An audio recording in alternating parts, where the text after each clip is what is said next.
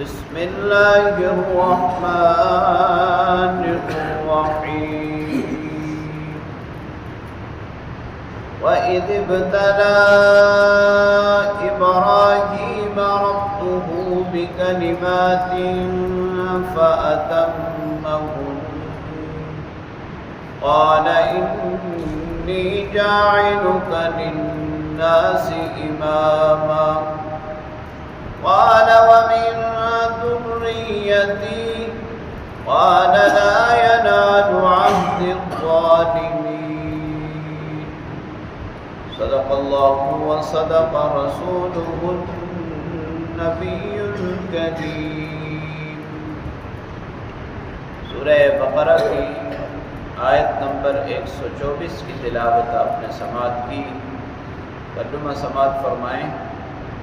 وَإِذِ ابْتَلَىٰ إِبْرَاهِيمَ رَبُّهُ، جب ابراہیم علیہ السلام کو ان کے رب نے آزمایا، بِكَلِمَاتٍ کچھ باتوں میں، فَأَتَمَّهُنَّ انہوں نے سب کی سب پوری کر دی۔ قَالَ إِنِّي جَاعِلُكَ لِلنَّاسِ إِمَامًا، اللہ تعالیٰ نے فرمایا کہ میں آپ کو تمام لوگوں کا پیشوا بناؤں گا۔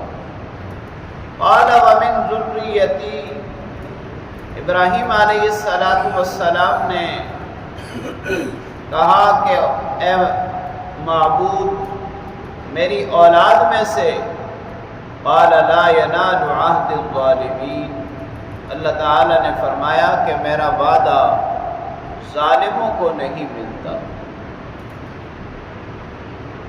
بنی اسرائیل خاص طور پر یہودیوں کا یہ دعویٰ تھا کہ وہ ملت ابراہیمی ہیں، ابراہیم علیہ السلام ان کے باپ ہیں اور وہی ان کے وارث ہیں۔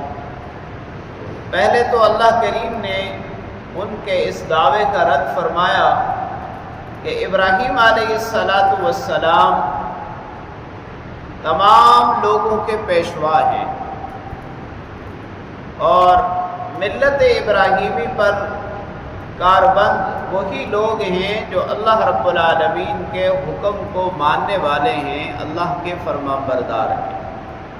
وہ حضرت موسیٰ علیہ السلام کے وقت ان کی پیروی کرنے والے ہیں۔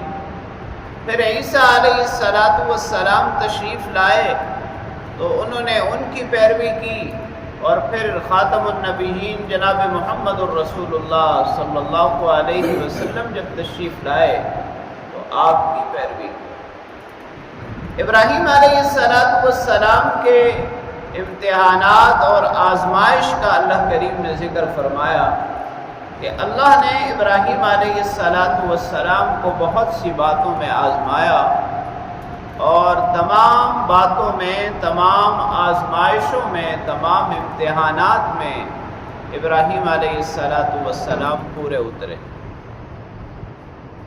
سب سے پہلی آزمائش یہ تھی کہ اللہ رب العالمین نے بت پرستوں کے اندر ابراہیم علیہ السلام کو پیدا فرمایا۔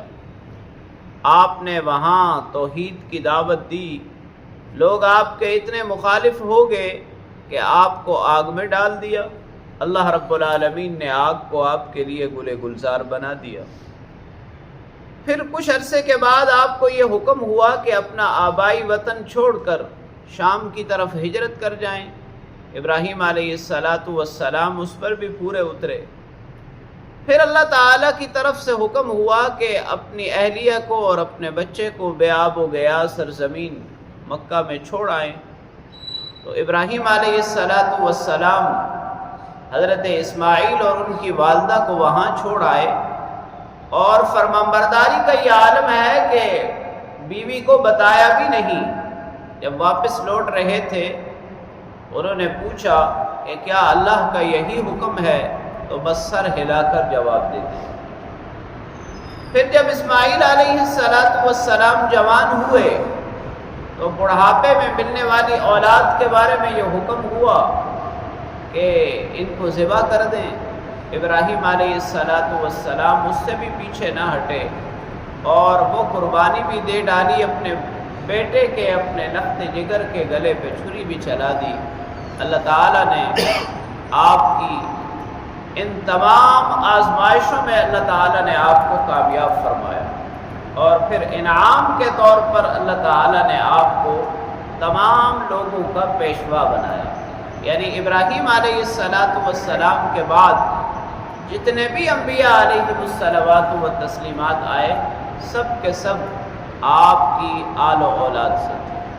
بنی اسرائیل میں تقریباً 18,000 پیغمبر آئے جو حضرت اسحاق علیہ السلام کی اولاد میں سے تھے۔ حضرت اسحاق کے بیٹے حضرت یعقوب تھے، اور پھر حضرت یعقوب کی اولاد سے یہ سارے انبیاء تشریف لائے، اور پھر خاتم النبیین جناب محمد الرسول اللہ صلی اللہ علیہ وسلم حضرت اسماعیل علیہ السلام کی اولاد سے آئے۔ یہاں یہود کی اس بات کا بھی جواب ہو گیا، کیونکہ وہ حضور علیہ السلام پر صرف اس لیے ایمان نہیں لائے کہ آپ بنی اسرائیل سے نہیں آئے، تو بنی اسرائیل سے اگر تشریف نہیں لائے، لیکن ابراہیم علیہ السلام کی اولاد ہی سے، یعنی آپ ہی کے بیٹے حضرت اسماعیل علیہ السلام کی اولاد سے تشریف لائے۔ اللہ تعالیٰ نے جب یہ ٹائٹل آپ کو عطا فرمایا تو آپ نے اپنی اولاد کے لیے دعا کی کہ یا اللہ میری اولاد کو بھی دنیا کا رہبر اور پیشوا بنا دے۔ تو اللہ رب العالمین نے فرمایا کہ ہاں، لیکن یہاں مشروط ہے جو فرمانبرداری کے راستے پہ چلے گا وہ تو آپ کی طرح ہی پیشوا ہوگا، البتہ جو نافرمانی کے راستے پہ چلے گا اس کو میرا وعدہ نہیں ملے گا۔ اللہ کریم سے دعا ہے اللہ تعالی ہمیں کامل و مکمل دین پر عمل کی توفیق نصیب فرمائے۔